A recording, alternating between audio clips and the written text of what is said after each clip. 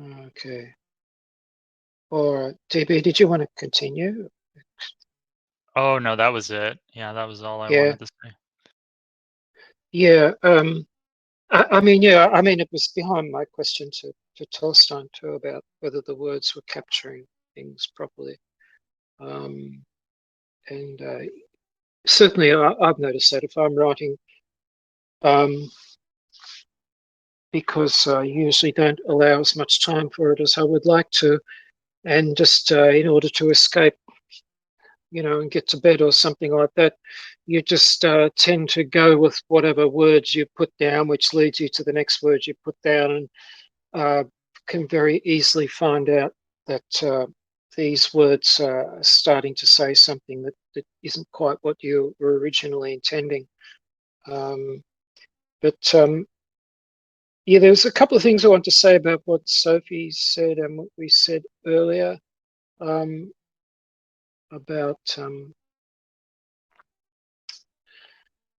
I was wondering whether storytelling is also got other purposes, such as making sense out of something, because if you can make a coherent story about something, it can give you the illusion that the whole saga that has been depicted in the story makes some kind of sense, uh, rather than it being um, meaningless or inexplicable. The story somehow makes it.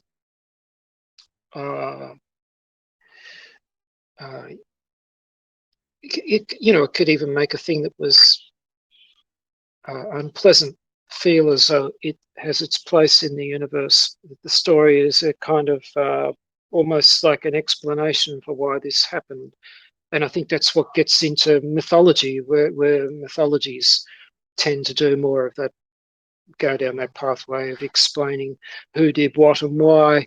And that's kind of comforting for people, I guess. Um, and just Well, regarding, go on. have you heard of like Joseph Campbell? Oh, Um, yeah. so basic, yeah, so basically, I haven't read his book at all, but I'm familiar a little bit of what his book is. So basically, he uses like Jungian psychology as a template Mm, and put out like this diagram called the hero's journey. yeah. And basically, the hero's journey is basically a dive of like the personality into the unconscious and then coming back again. And so that's what a lot of the stories are conveying. Like the book, I think it's called like The Hero with a Thousand Faces. Yeah, And that's so right. that's Yeah. like the conscious attention and stuff. So I thought that was I think uh a well-structured story is something like that. I mean, obviously there's probably exceptions, but yeah, it's basically yeah, the hero's journey and coming back changed or with some kind of revelation or realization or insight. Yeah. Yeah. I mean, it's the spiritual journey as well. So it's serving a purpose there for that. Um, uh, yeah, Campbell is. There was. I'm hoping that it's on YouTube. If anyone wants to search for it, it's absolutely brilliant. Which was a series of television interviews between Joseph Campbell and a fellow called Bill Moyers, who I think is probably well known to people in the I've just USA. posted that. I've just posted that, Gary, because Oh, you have? Good. Great. I have Yeah. actually. They're for. I think they cost about $10, and you've got 8 videos recorded on the site Yeah. of Demystification. And I got them years ago, and I didn't actually watch the whole lot, and I'm watching them again now. I've started them again because I think I watched the first few ones. I can And remember it, they were I broadcast on the link. television I was here. watching episode 5, funny enough, yesterday. So I just posted the link there to that website.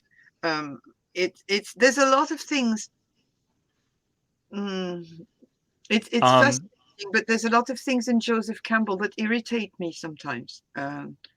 But I suppose I don't know what it is. But on the other hand, I really like his concepts, and I like his storytelling, and I like the wealth of knowledge he has and how much he's traveled and collected so many stories from indigenous people, and the thoroughness of his work. So it's well worth listening to that.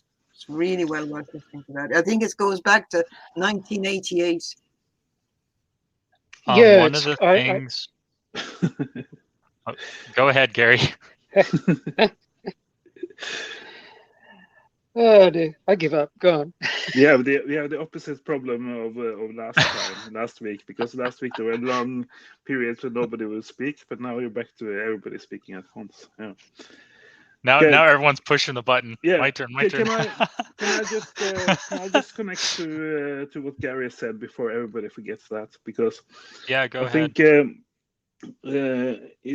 Gary touches on something very important about the stories and the narratives. One way they can go down is to end up like Christianity or the Abrahamic religions or other cults, right?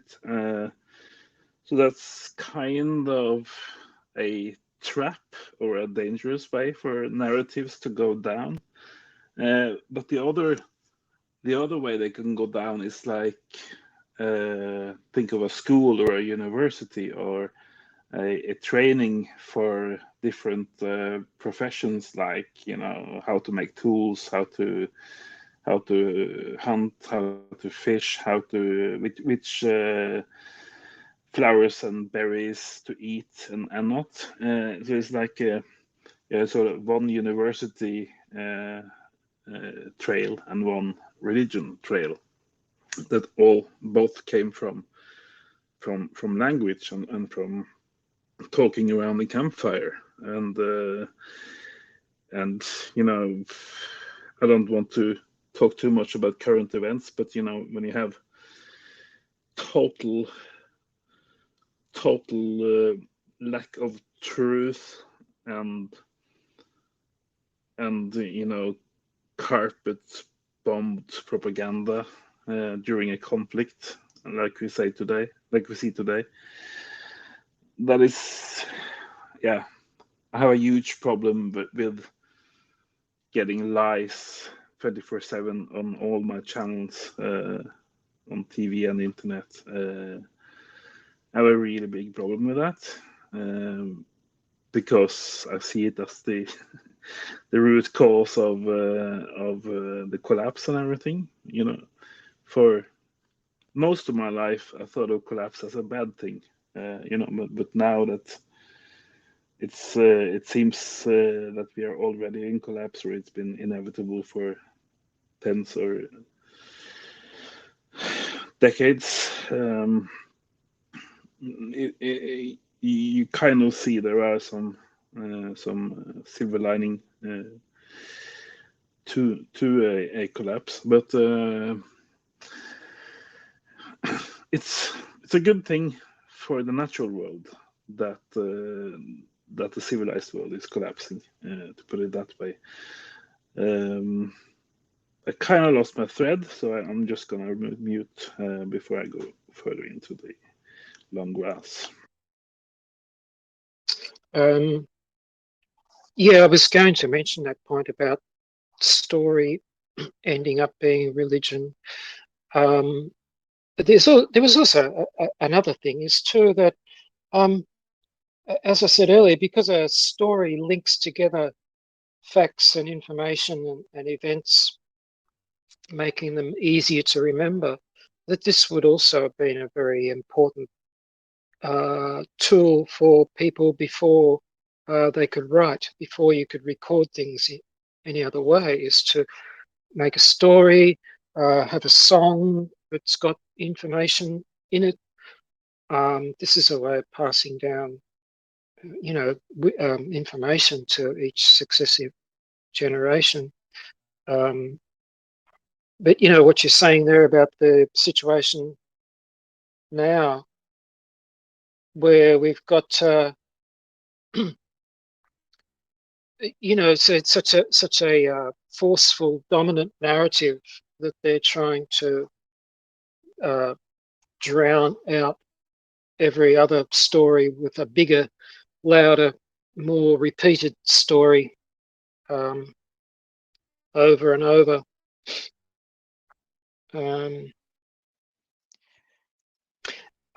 Yeah, I did want to say something else, but it might get off the topic. Does anyone else want to carry on with language? Or Yeah, I was gonna say one more thing.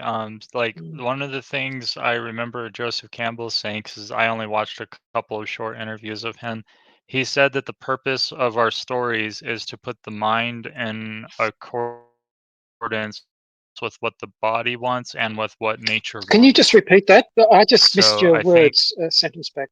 Would you mind? Yeah. oh, It puts the yeah, I can do puts the that. mind Okay, into what? Something. into accord with what the body wants and with what nature wants. Okay. Yeah, like one of my sayings ever since I was like in my mid 20s was like, whatever nature decrees, that is right. Yeah, I don't even question what nature wants. Whatever nature decrees, that is right. Did you I only just had a moment before the meeting started, but the text that you quoted on Reddit there, uh, I can't think what the name of it was, but it was poetical, and Yeah, that's from that book. Yeah, that's that's from that book I love. yeah. But I was thinking, um, did you see, in a way, poetry is a kind of interface between trying to use very literal language and then trying to express your feelings and impressions. So it's kind of using language in a how would you put it? In a non-literal way. In a it's just sort of using language as paint on a paintbrush rather than you're applying language uh, rather like an artist in comparison to applying language with the point of a pen. It's impressionistic. Um, Yeah, so I mean, for I someone think who if uh, you could for someone who can really create poetry, um, it escapes a lot of the problems, I think. Um, yeah, I think the key is to use it in a non-literal way. I mean, obviously we can't do that now in this society, or it'd be impossible to communicate outside of our group. But I think a non-literal type of language that is doing its best to refer immediate to the immediacy of like experience and stuff, like mm, humanity and our physical presence and our environment and stuff. Yeah, because I think the literal minded stuff, it can be problematic. Yeah. mm, Yeah, that story's a lot of that. It's very poetical in how it's written, and it's interesting too because the land itself and all the creatures in it, like the perspective pans around a lot, showing that it's not just about like the fox main character. There's his friends, and then there's these buzzards overhead, and then there's these crows, and then there's these trees and moss, and then crickets. Like the point of view is like it's very, I don't know, I like Taoist, like it's really cool. Like it gives the environment its own character, like the land. Like I feel like the guy who wrote that book really loved and knew the land he lived on. Yeah, those Dartmoor well, it places would and have to be because, I guess an intrinsic part of poetry is infusing it with the feeling that you have at the time. That's what's, you're primarily concerned with recreating the actual experience, I guess. Um, uh, I guess I'm kind of focused on words. So, I mean, when I was reading that, my my dominant response was just how absolutely brilliantly the words were being used. Um, uh, I didn't actually care what it was about. I just was just getting off on the words, on the use of. I thought, wow, it just flows. It doesn't put a foot wrong.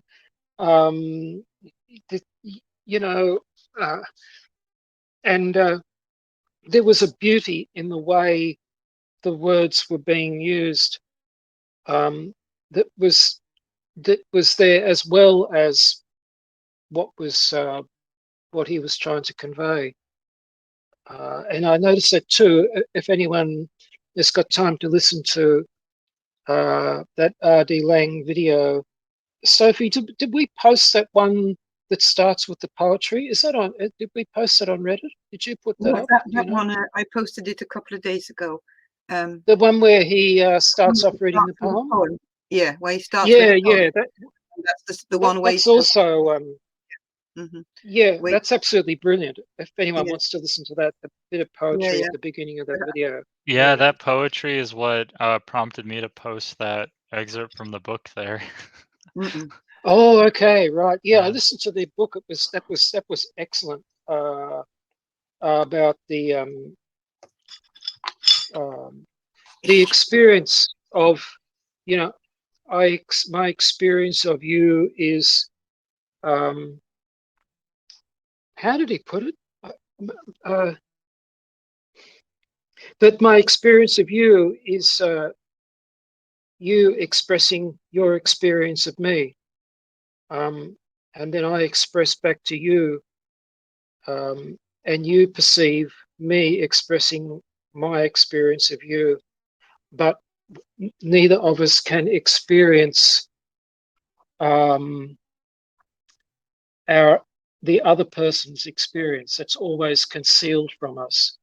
And I think this is the space in which language can come in and misrepresent things, because my experience can never be known to another person. It's always personal, and therefore you can say something about it, and the other person doesn't know whether you're being authentic or not. So I don't think R.D. Laing actually developed that point, but he certainly made some interesting comments there at that stage, and that was an interesting chapter. I'm very happy that we're referring to R.D. Laing, because his books. Actually, Lord Hugh was extremely fond of him. He mentioned him several times. I know you, DB, too. You directed me to one of his books that I read and rereading sometimes. Some of them I've got on audiobooks. It's really, I would suggest all the people on this call and the people who might be listening to this conversation to dive into him. He's I've put a link there somewhere up on the comments of a one that I really the name of it is wait a second now. It's the oh god, I have it somewhere. I can't remember.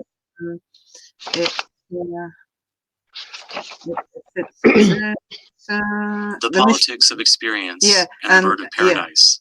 Yeah, and by R.D. Laing. I got it now, and it's the chapter 3 of the Politics of Experience, called the Mystification of Experience, where he develops what is done to children very young about the lies and about our society, about conforming children to rules, where they will become obedient little slaves very early in school, and all the other things that we have been talking about for years with Cincinnati.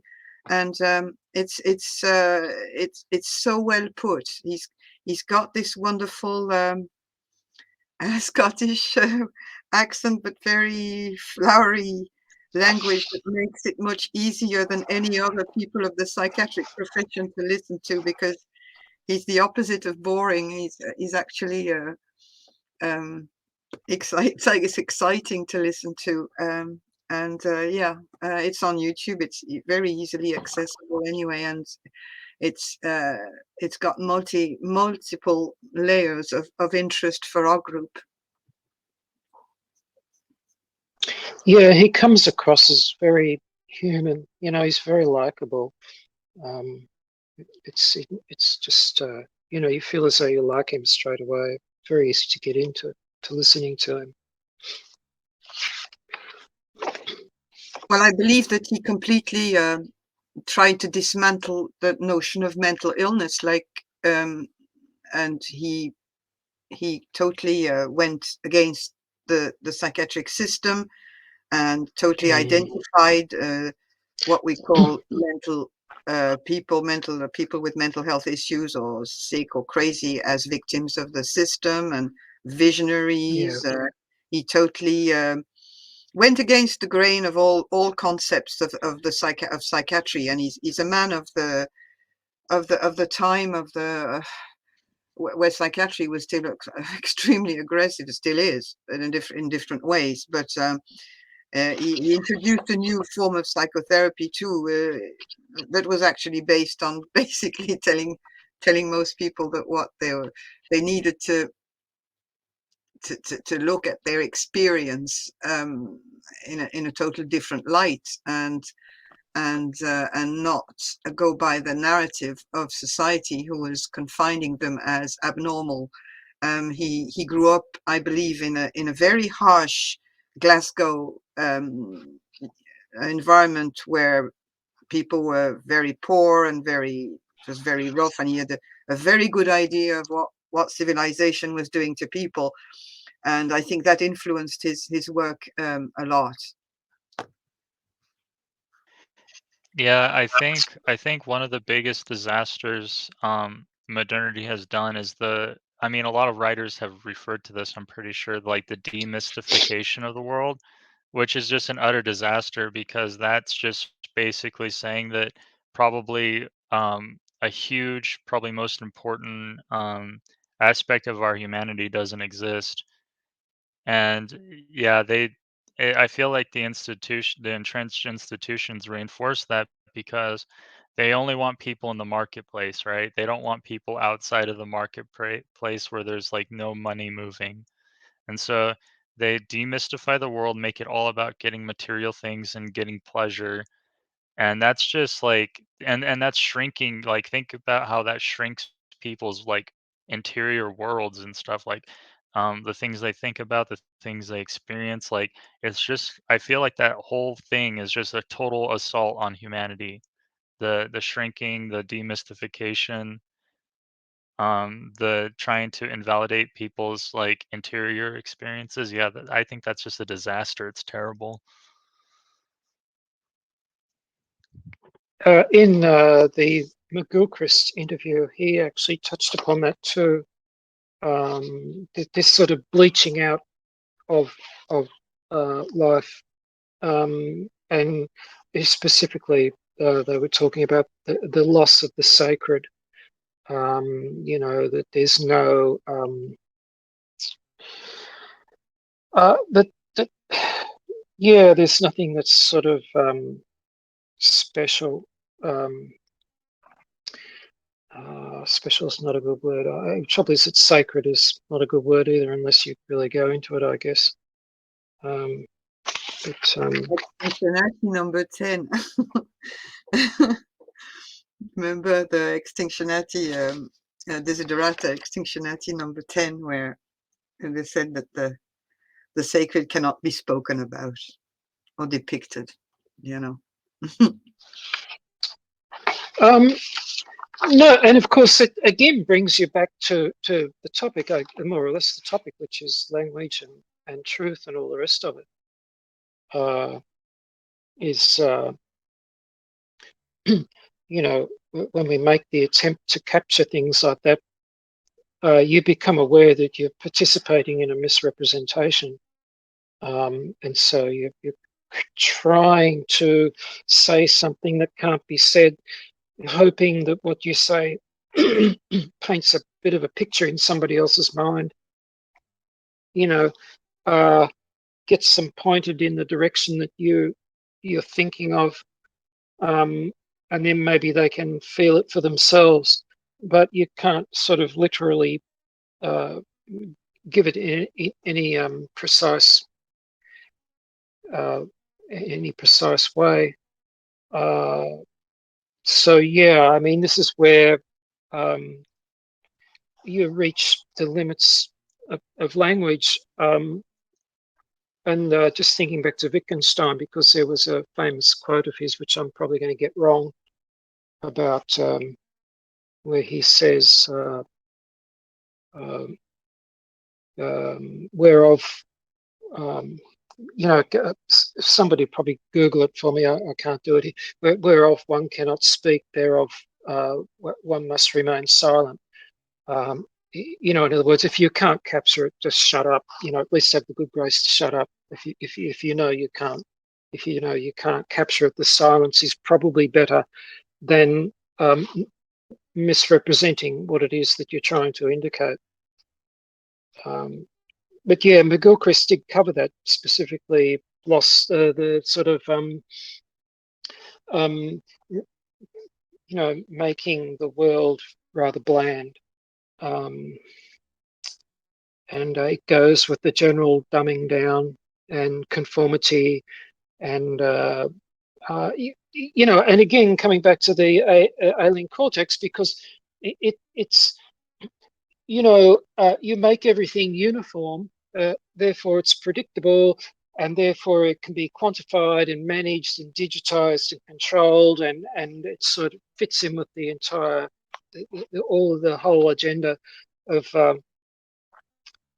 authority and control. Sort of fits together nicely once you start to take the magic out of the world. And I think that comes back to what we were talking about with Hugh, which was reintroducing magic.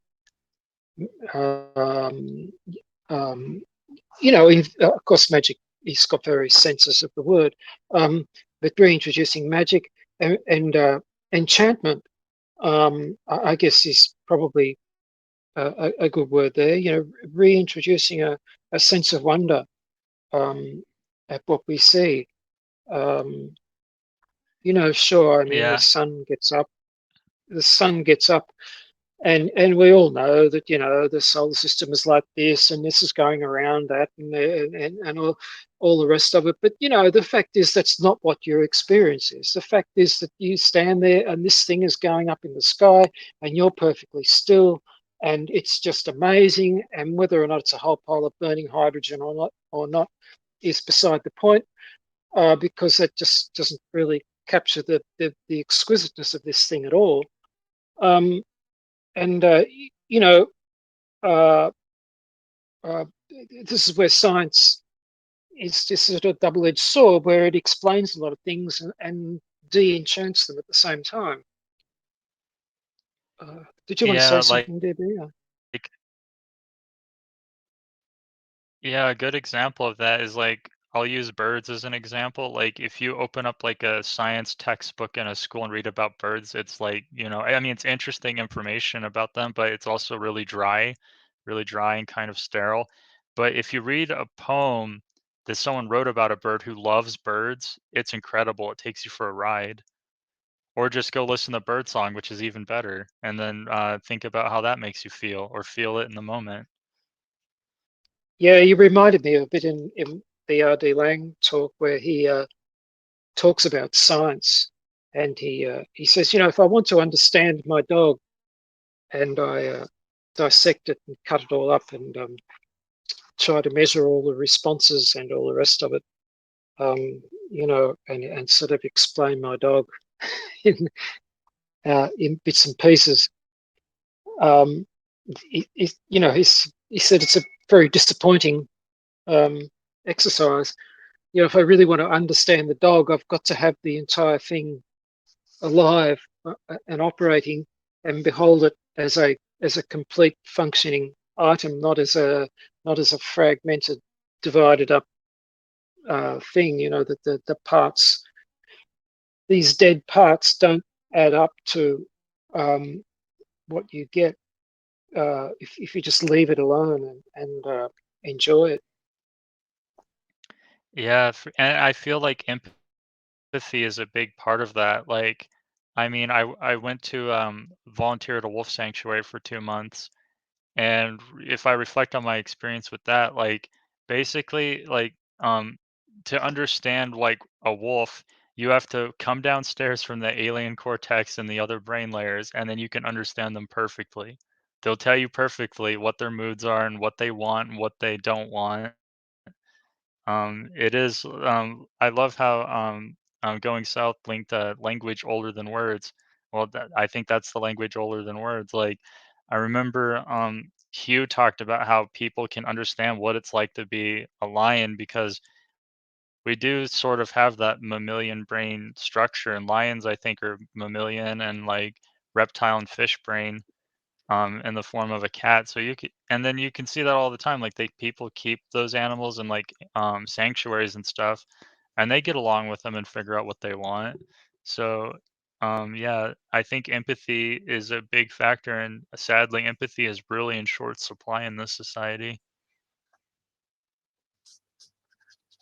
Yeah. Yeah. Well, it is. Again, it could be a double-edged sword, though. You know, if you're empathetic in the kind of connected up world that we're living in, you are going to get severely bombarded and overloaded because, you know, you take just even what we've got now, you know, you've got a myriad problems in the world, and you turn on your computer and you're getting all of this. You know, you've got a war here and all this kind of stuff, and then you've got some jerk in the United Kingdom wants to send refugees to some hellhole in Africa, and then you've got, you know, what was the other thing about the blood batteries, the cost of cobalt and lithium mining, and all you know, all this human suffering everywhere, and so you know, we've got a, a kind of a environment that is tending to destroy empathetic people, punish them in a way for being empathetic. You get this kind of aversion therapy um, going on, you know, that kind of selects in a way for the non-empathetic because they're not getting overloaded. They're fine. You know, it doesn't stress them out that much about other people's deaths in other people's countries. They're not identifying with it, you know, and so you know, I guess there's an issue there. Yeah, you probably it's probably I don't know how to describe how to deal with that. That's really hard. Yeah, it's like probably for the empathetic, it's not wise to leave like the signal completely open, like leave the channel open all the way. Maybe to put a Mm, little bit of shielding on there so you don't get overloaded and like break down in tears. Because yeah, I totally know what you're yeah. talking about. I Yeah, but just you know, I think Torstein made a very good remark in the last meeting when you were talking about collapse, because I think I wasn't there. And he said that when collapse will happen, we won't be subjected to all this because our connections through internet and all sorts of other media will shrink our world to our immediate environment, which will be within walking distance or maybe, you know, horse distance or whatever will happen. So I think it's showing us that it's showing us again that the absurdity of living in a world where there is so much information and connection. Our body and our mind are not, our brain are not able to cope with the immensity of that. And it's no point in trying to say, well, I'm going to shut down my empathy for this and that, because we can't do this. We can only do it in an experience where we experience a small amount of information, a small amount of things coming through our senses, eyes, ears, and smells and everything. So when we get this this thing of information, news about people dying miles and thousands of miles away, and war, and we can't cope with this, whether you're you're a very empathetic person or you're too sensitive or not, it's still an overload. So again, we have to go with the flow. I think collapse is showing us the way to get to a more sensible, manageable size of world. Well, yeah, that's what I feel anyway. Yeah, I mean, there's definitely a sense in which collapse is absolutely the appropriate thing. But I mean, there's a tendency to couch it in terms of the fact that this is an aberration that we could and should and ought to do something to stop. But it could be a perfectly, how could you put it? I don't want to use the word natural. It could be that the time has come for this, because I guess a bit like what McGilchrist was saying, pushing the thing too far in a certain direction, that it's finally reached a stage where it's completely negating itself and is now, instead of going ahead, it's now undoing itself. And that might be the only way to restore some sanity, I guess. If there's anyone around. The space time and mental space time is curved. Yeah. I mean, it's sort of that, and it's also that at another level, what they call, I think it's called the horseshoe in politics, where the right and the left hang so far out in their ideas that they end up actually agreeing with each other on certain points. Is another way of looking at that. Oh, I always wanted to talk to Hugh about that horseshoe theory, but I kind of want to put forward my own idea of the political. So I think that political compass is kind of BS. So I kind of view it like this. Human societies are like a spectrum. In one side of the spectrum, you have completely free hunter-gatherers. And then on the other side of the spectrum, you have total technological fascism. And I think we all know which one we're in. Because because if you look at the structure of Stalinist state and Hitler's, it's the same hierarchy. The only difference is they've dressed up. They have the Russian cultural ornaments on the Stalinist hierarchy, and then they have like the German and Aryan ornaments on the Hitler Yeah. hierarchy.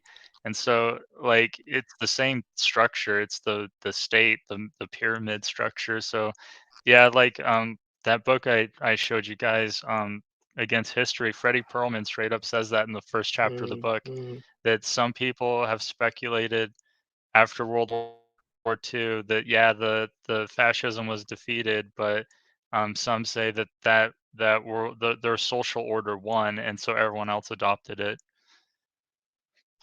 Yeah, but you can see there too, that with Stalin and Hitler, you could say, well, one was fascism and one was communism, which would normally be at opposite ends of the spectrum, but they were both amounting to the same thing in terms of their practical effect on people in those societies. Yeah, I'm not too sure. I'm not too sure There's a lot to be exactly, said like, about if this. whether. Yeah, all I was gonna say is, like, I'm not sure what they were going for with communism in Russia, but if they were going for a stateless, classless, moneyless society, yeah, there's only one of those. That's hunter-gatherers. Yeah. Actually, I was thinking more about, how frequently the word democracy is thrown around, and especially you listen to people like Russell Brand, and he says, if we live in a true democracy, then therefore this, and this should happen, shouldn't happen, and all the rest of it. And he does it, and a lot of other people do it, and say, in a democracy, we don't do this. You know, in terms of referring to all the authoritarianism that's breaking out everywhere, that this is anti-democratic. But, you know, I question whether we've ever had a democracy anywhere. That we've been told there's this thing called democracy that we're living in, but then when you go looking for it, you find a lot of evidence for behaviour that doesn't fit what a democracy is supposed to be. And then if you go all the way back to the invention of it, the original inventors of it, in Greece, in ancient Greece, they didn't have what we would call a democracy there either. Uh, um, and then we think, well, what is a democracy? Because it appears that there has never actually been one, in other than a name that people have used. And that's why I'm just coming back full circle to what you're saying about the hunter-gatherer group, is that, yeah, I think that's where you find your democracy, where everyone's got a say, and the group is small enough that, you know, you don't need a hierarchy, this sort of authority and delegation of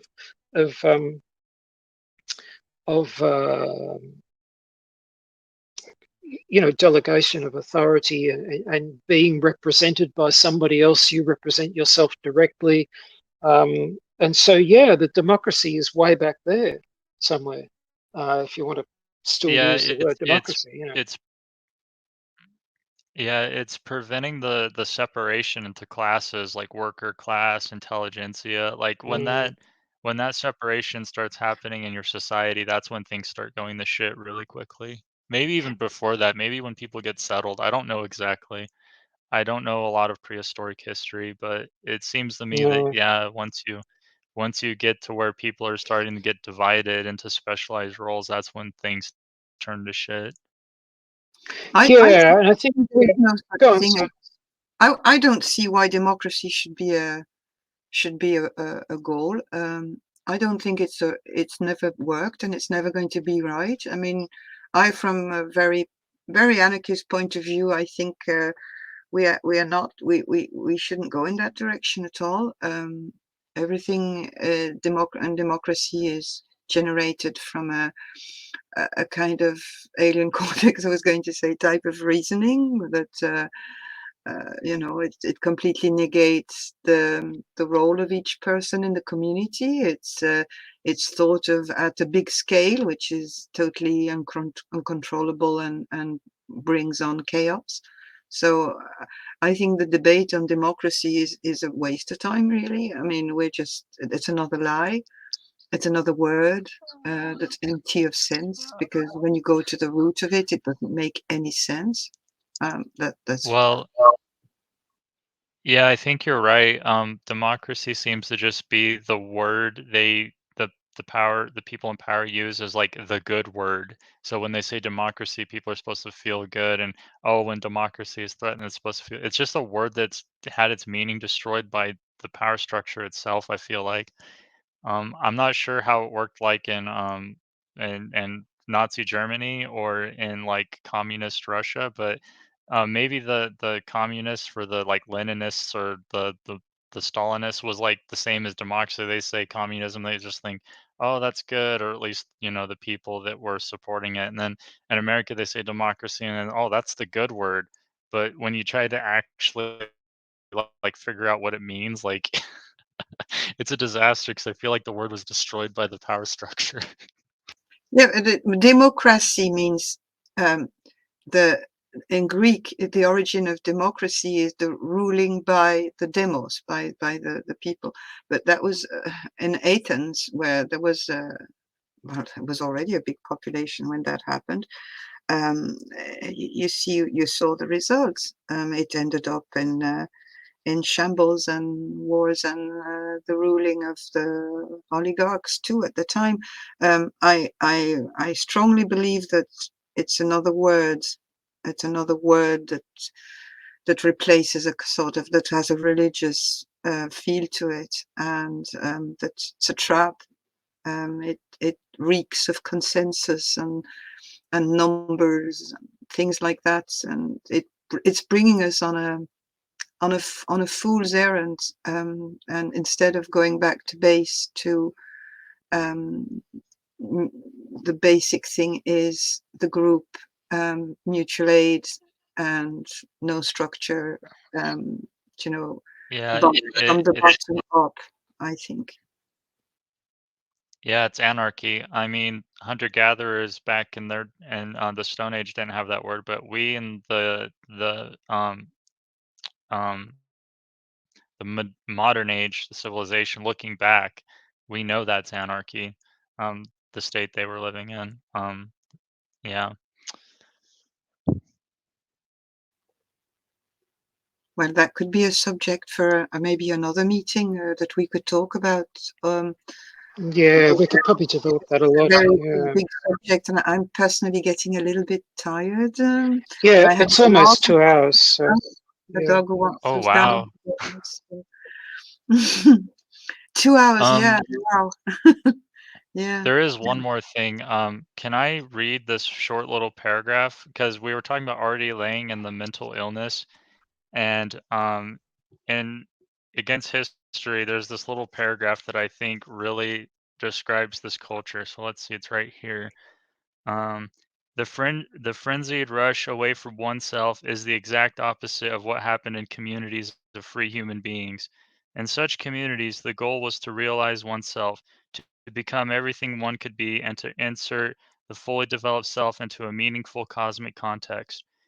Communities which gave individuals such meaningful context had or were cultures.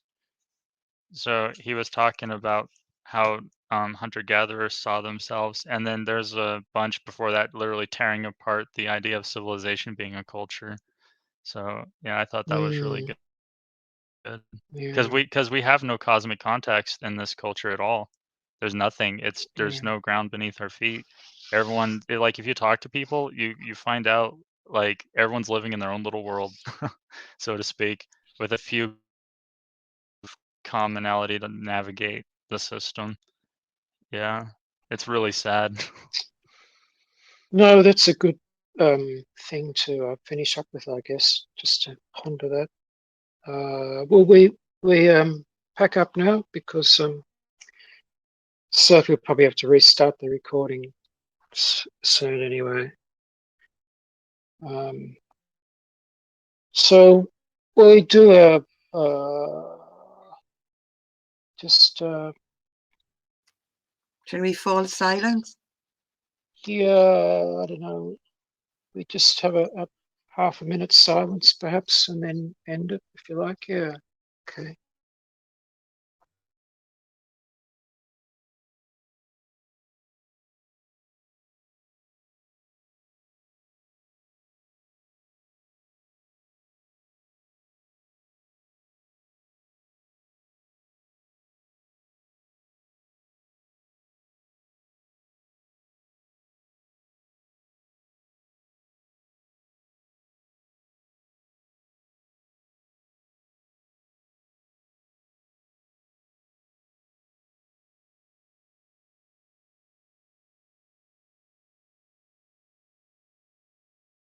Okay. So, all right. Well, thanks everybody. That was that was that was pretty good meeting actually. Yeah. I'm going to stop the All record. right. Goodbye, everyone. Thank you Yeah. so Bye. Yeah, much. Bye. Thanks, it's good to Sophie. see you all again.